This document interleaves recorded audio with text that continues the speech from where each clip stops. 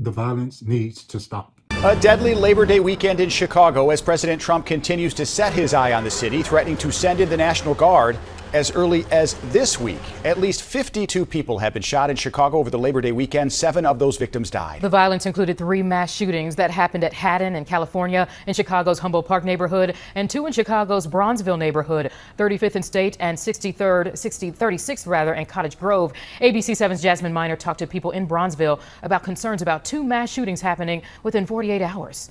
Many here in Bronzeville describe the neighborhood as on the come up, and they say they're not going to let the violence stop the positive work they're doing. For one woman, that means keeping kids healthy, active, and on the field.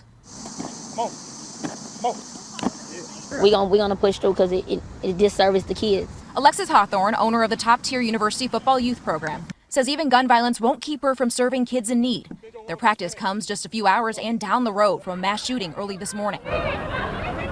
5 people were shot near 36th and Cottage Grove near Ellis Park, including a 17-year-old who was in critical condition. At the end of the day, to have one person that was critically injured and 4 folks in the hospital, whatever the situation was, it was senseless. It is the second mass shooting in Bronzeville in the last 48 hours.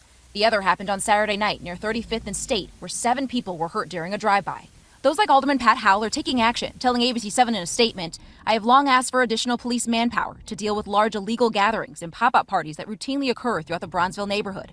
It follows Mayor Brandon Johnson signing an executive order this week to avoid the Trump administration from sending the National Guard into the streets of Chicago. Us as people, we can come together and fix it out on our own. We don't need no one to come here and, wreck shack our community. Others think the troops could help. I got kids, and I want to see the community better. I run every day out here. I exercise out here. So for the street to be safer, I think it's really good. But Hawthorne says her football program does just that. I know a lot of these problems stem from poverty and different stuff with all this crime that's going on in Chicago. But here in the black community, we need to try to address these problems. We have one side of the black community that's trying to do the right thing. Then we have another side of the black community that's just out here just screwing up on a daily basis. And we need to get together and put a stop to this black crime that these young guys are doing.